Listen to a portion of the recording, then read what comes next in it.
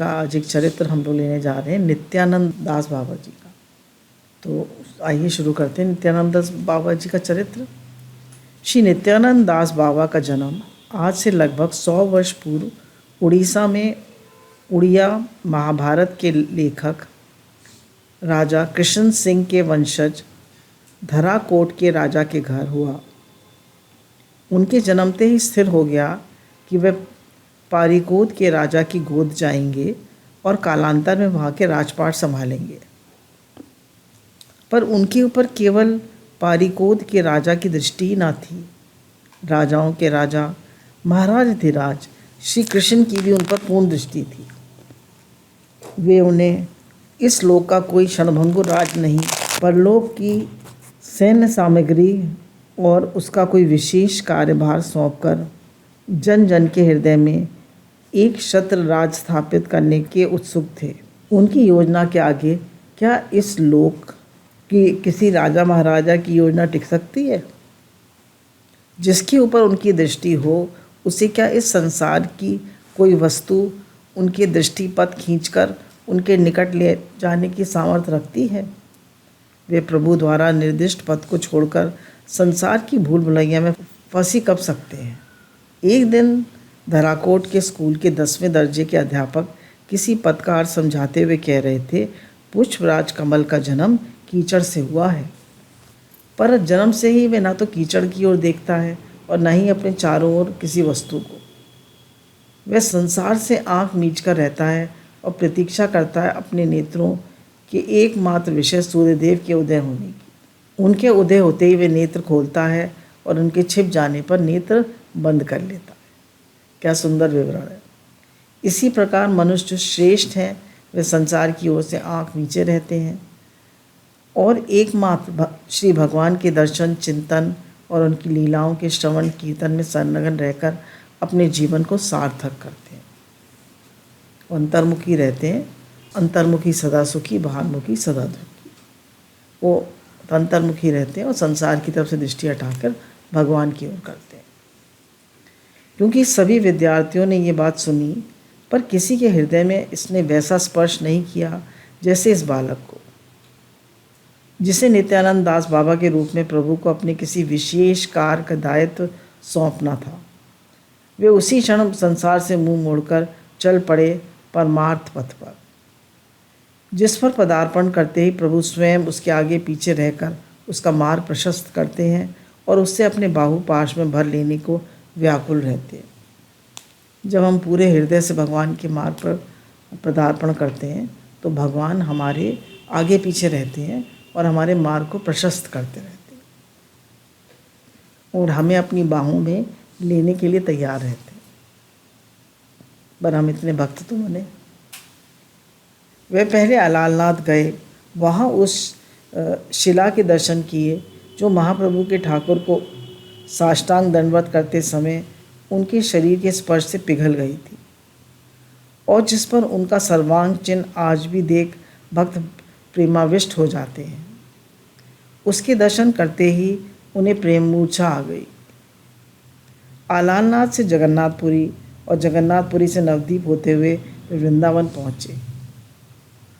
उसने महाप्रभु के पार्षद गिधाधर पंडित की परंपरा के श्री मधुसूदन गोस्वामी से दीक्षा और गोपाल गुरु की परंपरा से श्री श्यामचरण बाबा जी से वेश लिया। कुमारवश के नित्यानंद दास बाबा कौपीन कथा सुसज्जित हो ब्रज का करुआ हाथ में ले भजन करने के उद्देश्य से ब्रज के गांव की तरफ चल पड़े। वे एक दिन गांव में रहते, दूसरे दिन दूसरे गांव में। उन्हें भय था कहीं उनके माता पिता उनका पता ठिकाना पाकर उन्हें घर लौटा ले जाने के लिए ना आ जाएं। इसलिए बहुत दिन तक वे इसी प्रकार ब्रज में भ्रमण करते रहे। वे मधुकरी मांगकर खा लेते और वृक्ष के तले सो जाते। जिह्वा पर पूरा नियंत्रण रखते, खाने पीने पर और बोलने पर पूरा नियंत्रण रखते। तो हमें भी खाने पीने और बोलने पर पूरा नियंत्रण होना चाहिए। हम लोग बोल जाते हैं, गलत बात भी बोल जाते हैं, ज़्यादा गलत खा भी लेते हैं। दोनों चीज़ों में पूरा नियंत्रण होना चाहिए, बोलने पर भी और खाने पर भी। मधुकरी में जो चुपड़ी मिलती उन्हें दूसरे को दे देते, और जो रूखी सूखी मिलती उन्हें स्वयं खा लेते। सोते वे बहुत कम, निद्रा अधिक ना आए इसलिए वृक्ष से पीठ लगाकर बैठे ही बैठे सोने की चेष्टा करते। कुछ ही दिनों में उन्होंने निद्रा को इतना वश कर लिया कि केवल 2-3 घंटे सोकर ही काम चला लेते। उन्हें बैठे बैठे सोते देख कभी कोई कहता, बाबा इस तरह टांगें रह जाएंगी, टांगें सीधी करके सोया कीजिए। तब वे कहते, वे टांग पसार कर सोने आया हूँ या भजन करने। कभी कभी जाड़ों की रात्रि के समय भजन पूरा होने से पूर्व निद्रा घेरने लगती तो वे गुदड़ी समेत कुंड में डूबकर निद्रा से दो हाथ लेते और फिर भजन में बैठ जाते।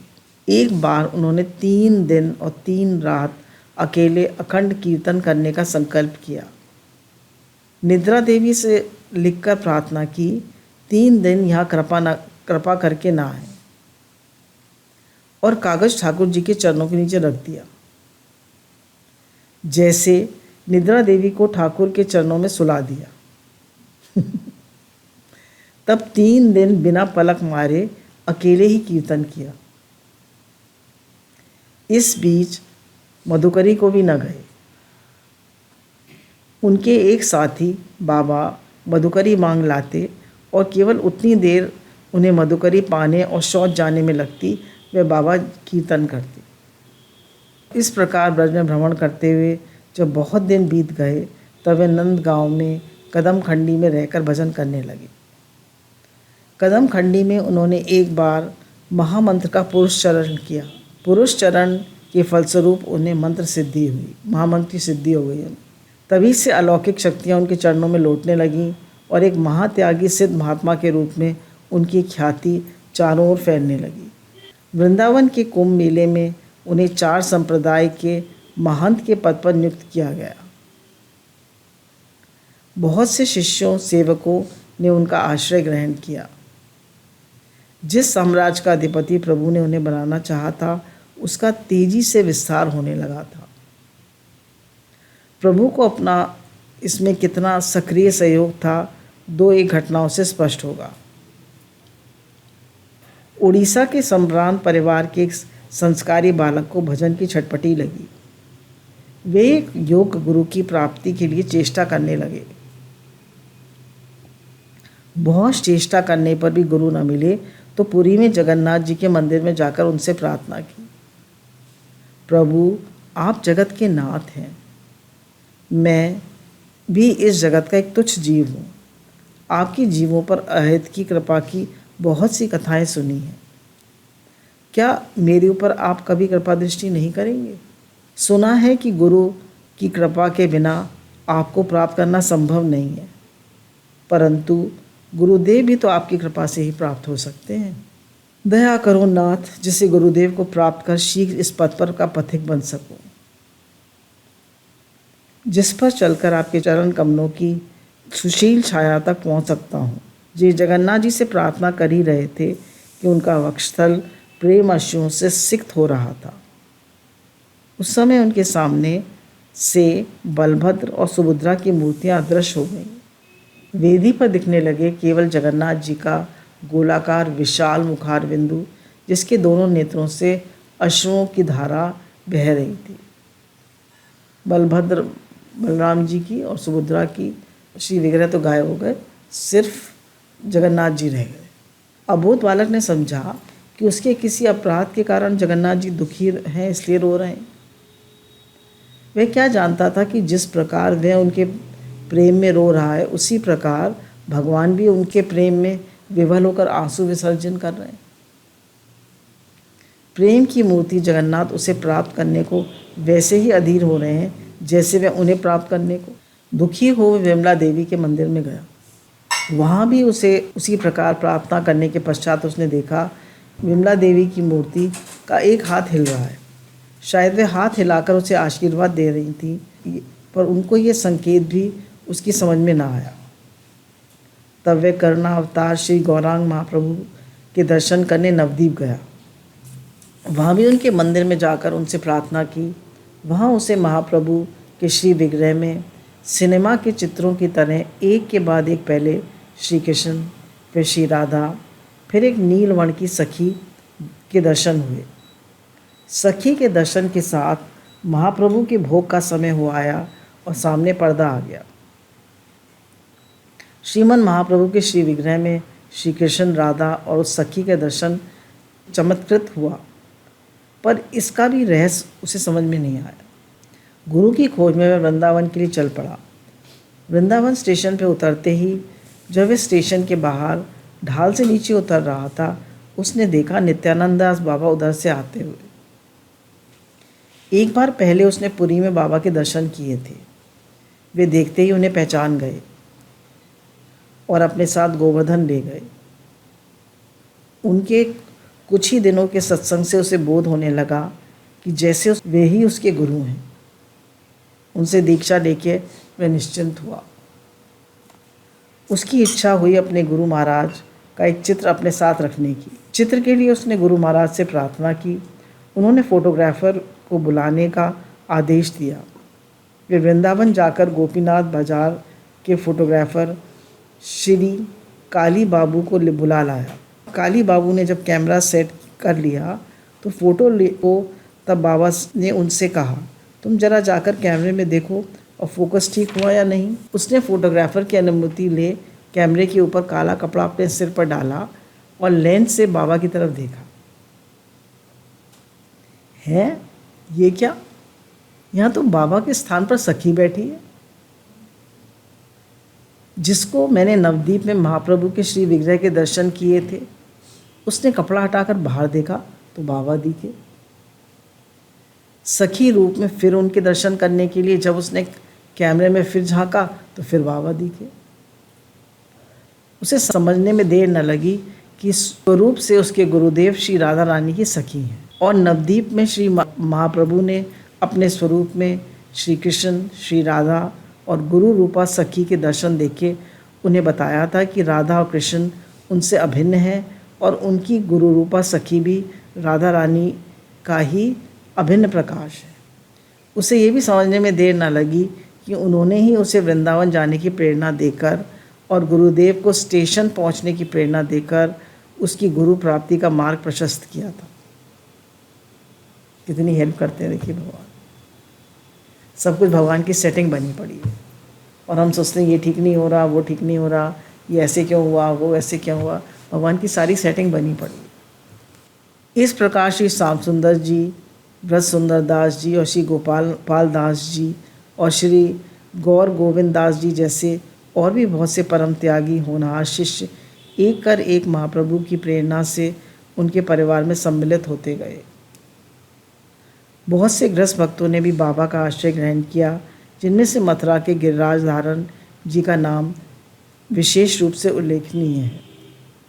बाबा अपने को बहुत छिपा कर रखते थे, पर स्वयं प्रभु जिसका देश विदेश में प्रचार करते फिरें, इसका प्रचार भगवान ही करें, वे कब तक छिप कर रह सकता है। सुदूर अमृतसर में बाबा को कोई नहीं जानता था। वहाँ भी प्रभु की प्रेरणा से उनकी कीर्ति फैलने में देर न लगी। वहाँ एक ब्राह्मण राधा श्याम सुंदर के श्री विग्रह की सेवा किया करता था। उससे एक रात उन्होंने स्वयं स्वप्न में कहा, उन्हें नंदग्राम में नित्यानंद दास बाबा के निकट पहुंचा दो, हम सब उनकी सेवा ग्रहण करेंगे। उनका आदेश प्राप्त कर ब्राह्मण उन्हें साथ ले नंदग्राम की ओर चल पड़ा। वहाँ पहुंचकर पूछते पूछते नित्यानंद दास बाबा के पास पहुंचा।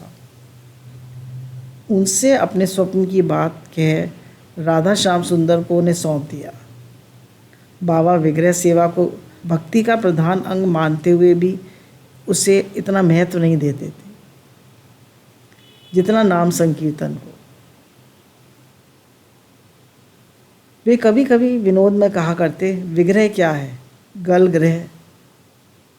आशय होता था कि त्यागी बाबा के लिए विग्रह सेवा उतना अनुकूल नहीं जितना नाम कीर्तन। विग्रह सेवा के लिए उसे तरह तरह की सेवा सामग्री जुटानी पड़ती है। भजन में विक्षेप होता है, इसलिए उन्होंने कभी श्री विग्रह सेवा नहीं रखी। पर अब श्री विग्रह आ ही गए थे तो क्या करते।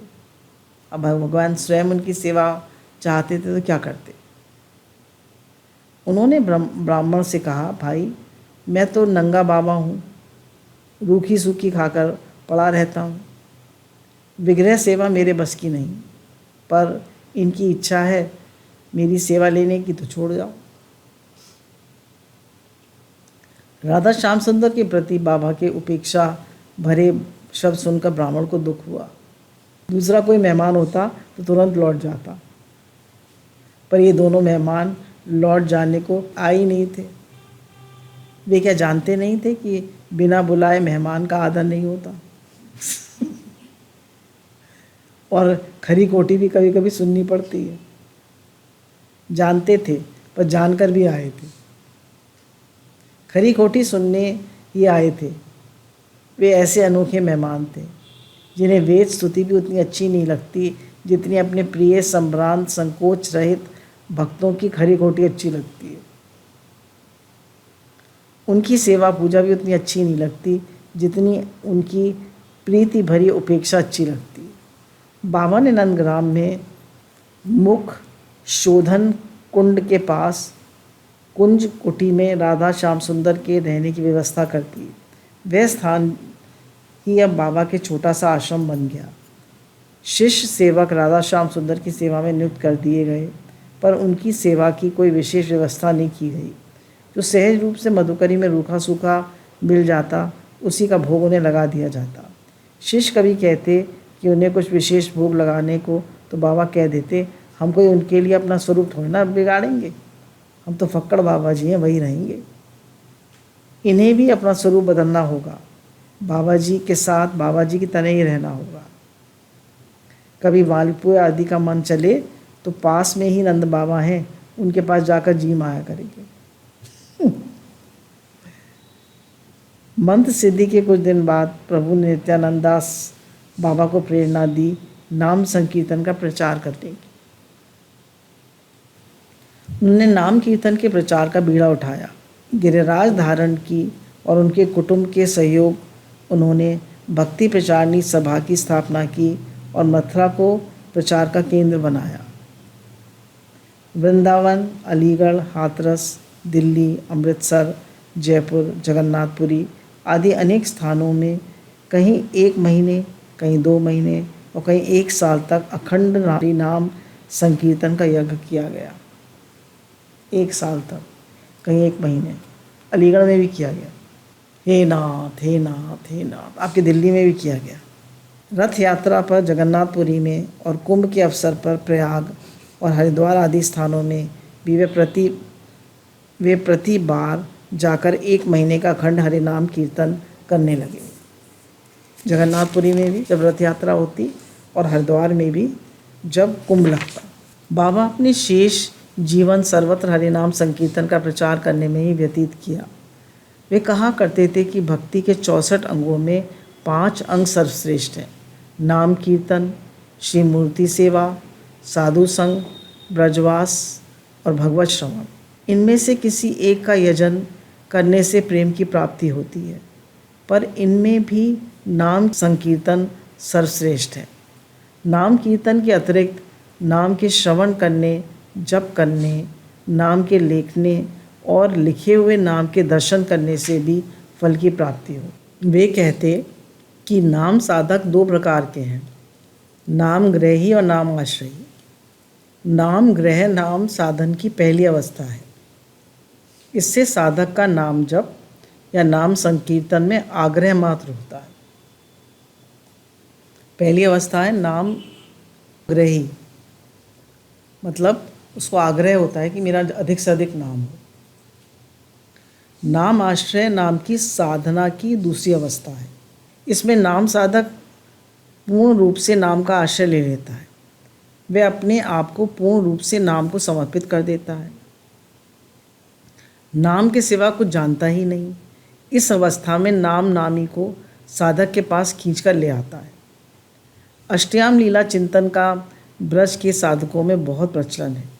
बाबा भी इसके समर्थक थे, पर वे साधना को भी उससे ऊंचा स्थान देते थे, नाम साधना को। उनका कहना था कि नाम कल्पतरु है, इसके द्वारा साधक सब कुछ प्राप्त कर लेता है।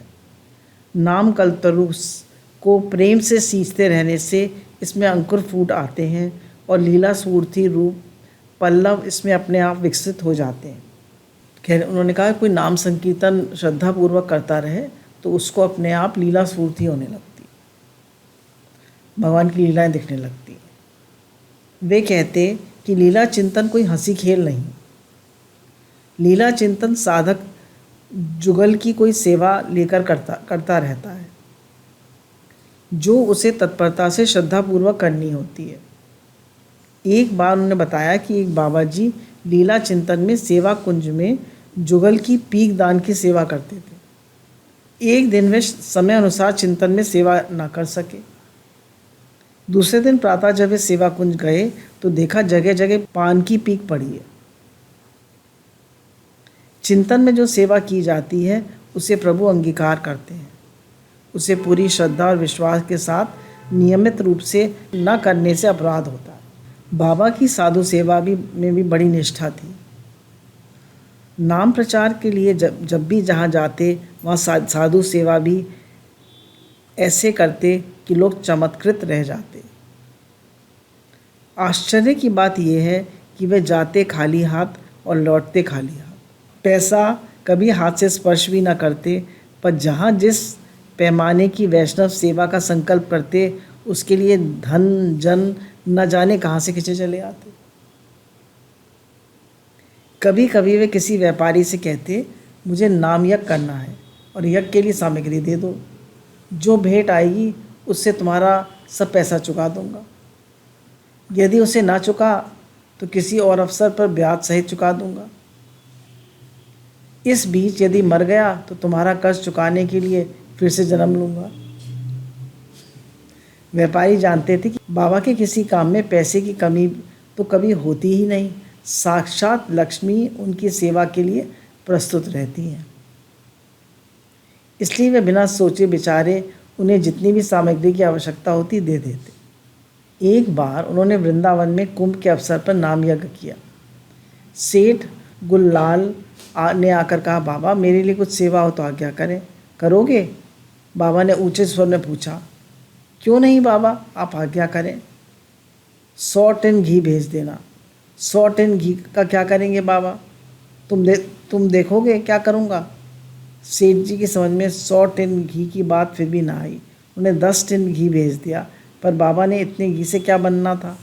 उसी दिन रात में कानपुर के एक सेठ को राधा कृष्ण ने स्वप्न में आदेश दिया, वृंदावन के कुंभ के मेले में महंत नित्यानंद दास बाबा का नाम यज्ञ कर रहे हैं, उन्हें 100 टन घी और उसी परिणाम में आटा, चीनी, मैदा, सूजी आदि पहुंचा दो। दूसरे दिन ट्रक में सामान लद कर चला आया और सेठ जी भी साथ आए। बाबा का डेरा पूछते पूछते उनके पास आकर बोले, बाबा आप ही महंत नित्यानंद दास बाबा हैं। मुझे राधा कृष्ण ने स्वप्न में आपके भंडारे के लिए सब सामान पहुंचाने की आज्ञा दी है, कृपा कर स्वीकार करो। ये होती है संतों की महिमा। मैं महंत अहंत कुछ नहीं, भंडारे की बात भी मैं नहीं जानता। महंत और महंती तो वे हैं जिन्होंने तुम्हें भेजा है। वे भंडारा करेंगे, मैं देखूंगा। सामान छोड़ जाओ। नामयज्ञ के शेष दिन बाबा ने कुंभ में आए सभी संप्रदाय के साधुओं को जैसा भंडारा किया वैसा कभी वृंदावन कुंभ में नहीं हुआ था। उस आयोजन की विशालता का अनुमान इस बात से लगाया जा सकता है कि उसमें 200 हलवाई काम पर लगे थे। ऐसे ही साल भर के कीर्तन और विशाल उत्सव का आयोजन बाबा ने हाथरस में किया। साल भर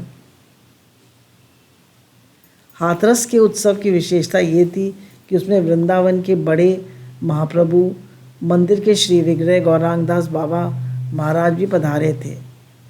महाप्रभु को हाथरस से ले जाते समय एक विचित्र लीला घटी। पहले तो जब बाबा से हाथरस के भक्तों ने बड़े महाप्रभु को हाथरस ले चलने के लिए कहा, उन्होंने उत्तर दिया, ये कैसे हो सकता है। सेवा के विग्रह को एक स्थान से दूसरे स्थान उठाकर ले जाना ठीक नहीं। किसी आपत्ति के समय ही ऐसा किया जा सकता है। हाथरस तक महाप्रभु को ले जाने में उनको कष्ट होगा। उन्हें तुम नहीं जानते। यदि तुम लोग महाप्रभु को ले जाओगे तो मैं नहीं जाऊंगा। पर हाथरस के भक्तों का प्रेम और आग्रह देख महाप्रभु स्वयं मचल पड़े। अब महाप्रभु स्वयं मचल पड़े। उन्होंने साक्षात हुए स्वप्न में नित्यानंद दास बाबा से कहा, मैं हाथरस जाऊंगा। पर हाथरस के भक्तों का प्रेम और आग्रह देख तब बाबा ने एकाएक उल्टा हट पकड़ लिया, महाप्रभु हाथरस जाएंगे तभी मैं जाऊंगा। हे भगवान। महाप्रभु के सेवायत श्री कृष्ण चैतन्य गोस्वामी जी धर्म संकट में पड़े। महाप्रभु को इतनी दूर ले जाने की अनुमति भी नहीं दे सकते थे और एक महापुरुष के आग्रह को भी टाल नहीं सकते थे। उन्होंने हाथरस वालों से कहा, भाई मैं क्या जानूं, तुम जानो और तुम्हारे महाप्रभु। महाप्रभु सामने चिट्ठी लिखकर देख लो, यदि वे राजी हों तो ले जाओ। उनके सामने 2 चिट्ठियां डाली गई। एक पे लिखा था मैं हाथरस जाऊंगा, दूसरी पे लिखा था नहीं जाऊंगा। एक छोटे बालक से चिट्ठी उठवाई गई। पहली चिट्ठी निकल आई। भक्तों ने हर्ष ध्वनि के साथ महाप्रभु की जय जयकार की और बड़े यत्न से उन्हें हाथरस ले गए। वहाँ उत्सव में नित्य कीर्तन कथा होती। कथा पहले नित्यानंद दास बाबा कहते, पीछे गौरांग दास बाबा। नित्यानंद दास बाबा साधन की बात अधिक कहते और गौरांग दास बाबा रस की। दोनों कथाओं का विवेचन करते हुए नित्यानंद दास बाबा कहते, मेरी कथा तुम्हारे हृदय के मल को धोती है, और गौरांग दास बाबा उसे रंगकर आकर्षक प्रभु के लिए लोभनीय बनाती है।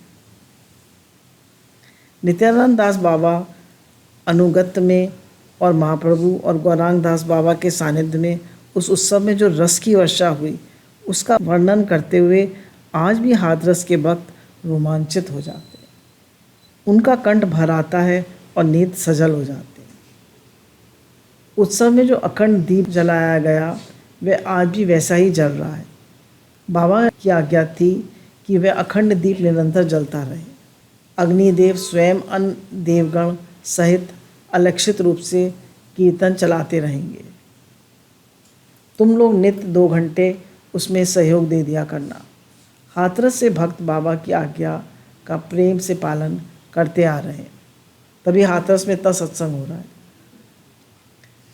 हाथरस के पश्चात बाबा ने अलीगढ़ में भी वैसा ही साल भर के लिए कीर्तन का आयोजन किया।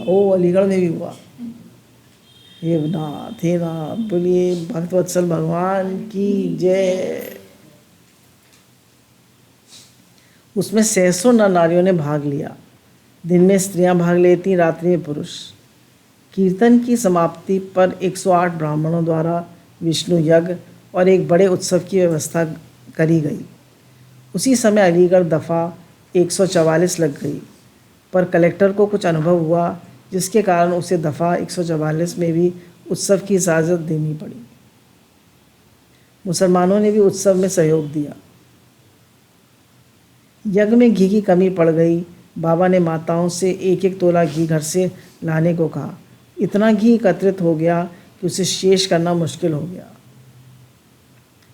केले के पेड़ के छिलकों की नाली से बहाकर घी की मोटी मोटी धारें अग्निकुंड में उड़ेलनी पड़ी। अंतिम दिन साधु सेवा के पश्चात सामान इतना बचा कि अलीगढ़ के लगभग सभी हिंदुओं के घर 1-1 पैकेट मिठाई भेजी जा सके।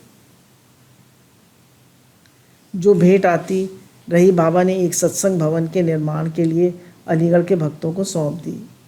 सत्संग भवन और उसके ऊपर एक गीता का भवन निर्माण बाबा के सामने उत्सव समाप्ति के पूर्व ही हो गया। सत्संग भवन में नित्य कीर्तन की व्यवस्था कर दी गई। अलीगढ़ में लोगों ने बाबा के आसन सिद्धि की बात विशेष रूप से नोट की। वे दिन भर भजन कीर्तन में संलग्न रहते और शाम 6 बजे प्रसाद पाकर 8 बजे तक विश्राम करते। 8 बजे से प्रातः 4 बजे तक आसन पर बैठकर हरे नाम कीर्तन करते। रात 8 बजे से सुबह 4 बजे तक। अलीगढ़ के उत्सव के संबंध में एक और उल्लेखनीय बात यह है कि गीता भवन में विशेष आयोजन के अवसर पर दुर्गा शरण एडवोकेट बाबा से प्रवचन करने की प्रार्थना की।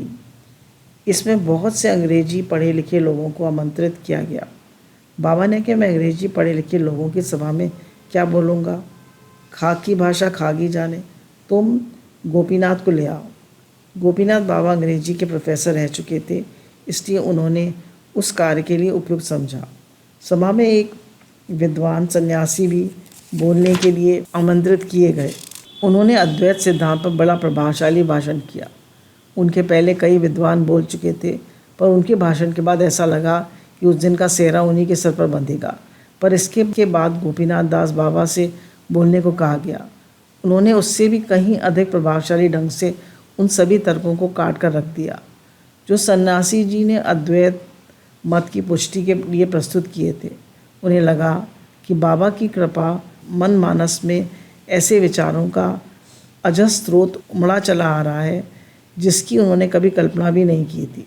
वे केवल यंत्रवत अंग्रेजी भाषा में उन्हें श्रोताओं के समक्ष प्रस्तुत करते जाते थे। गोपीनाथ बाबा को तनिक भी संदेह नहीं था कि बाबा अपनी शक्ति मद से कार्य कर रहे थे। पर जब लोगों ने उनके भाषण की बहुत प्रशंसा की तो उन्होंने उनसे कहा, अब तुम कहीं भाषण मत करना, जो दूसरे कहें उसे केवल सुन लेना, किसी का खंडन मंडन मत करना। उड़ीसा में भी बाबा ने गांव-गांव में जाकर नाम कीर्तन का बहुत प्रचार किया। उत्तर भारत की श्रीमद् भागवत सप्ताह की तरह उन्होंने नाम सप्ताह की प्रथा चलाई, जिसमें भक्त मंडली 7 दिन तक बारी बारी नृत्य के साथ अखंड नाम कीर्तन करते। साधारण लोगों की बाबा के संबंध में धारणा थी कि वे नाम संकीर्तन के प्रचार के उद्देश्य से अपनी अलौकिक शक्ति का प्रयोग कर इतने विशाल आयोजनों के लिए अपार सामग्री एकत्रित करने में समर्थ होते। भिक्षा मांगने की बात तो केवल उस पर ढक्कन डालने के लिए होती है, पर जो भी हो वे अपनी अलौकिक शक्ति का प्रयोग भागवत कार्य के लिए ही करते थे, किसी के सांसारिक कार्य के लिए नहीं। जब हाथरस में अखंड नाम कीर्तन चल रहा था, बाबा श्री लक्ष्मी नारायण जी के यहाँ ठहरे थे। किसी व्यक्ति का इकलौता लड़का असाध्य बीमारी से पीड़ित था। उसने कातर स्वरूप से बाबा से उसके लिए कुछ प्रार्थना करने की कहा। बाबा ने सीधे सहज भाव से अपनी असमर्थता प्रकट कर दी। लक्ष्मी नारायण जी बाबा के अंतरंग भक्तों में से थे। उसके चले जाने पर उन्होंने उनसे कहा, बाबा वह बेचारा कितना दुखी था, अब झूठे ही कह देते तो उसे अभी तो शांति मिल जाती, पीछे जो होना था होता रहता। बाबा ने कड़क कर कहा, अरे मूर्ख, मैं झूठ भी कह देता तो लड़का बच जाता, पर उससे क्या उसका मंगल होता? जिस कीचड़ में फंसा है उसमें और फंस जाता। हम कीचड़ से निकालने वाले बाबा या फंसाने वाले नहीं। भगवान और भगवान नाम में लोगों की श्रद्धा दृढ़ करने के लिए बाबा अपनी शक्ति का प्रयोग अक्सर करते। एक बार उनके शिष्य गोपीनाथ दास ने कहा, बाबा गुरुदेव के अभय कर की बात जो कही जाती है उसका ठीक ठीक अर्थ क्या है? मैंने नहीं समझा। बाबा ने कहा, देखो, अभय कर इसे कहते हैं, और उन्होंने अपना दाहिना हाथ उसके सिर पर उससे 1.5 बिलास्त पर ऊपर फैला दिया। उसके साथ ही उन्हें लगा कि जैसे उसके करंट उनके भीतर प्रवेश किया और एक सुशीतल आनंद में अनुभूति उन्हें होने लगी। साथ ही ऐसा कंप होने लगा कि वह उसे संभाल ना सका। बाबा और उनके साथी कदम खंडी में एक शुष्क कदम के नीचे हरिनाम कीर्तन किया करते थे। उनके साथी ने कहा, मैंने हरिनाम के प्रभाव से शुष्क तरु पल्लवे की बात कहीं पढ़ी थी, पर उस तरु के नीचे हम लोगों ने इतने दिन नाम कीर्तन कर रहे थे, इसमें तो पल्लव आए नहीं। बाबा ने कहा, नाम प्रभु कृपा करें तो आ जाए। कुछ ही दिन बाद उसमें अंकुर फूटने लगे और वृक्ष पत्तों से हरा भरा हो। गुरु भगवान के अनंत शुक्राने हैं।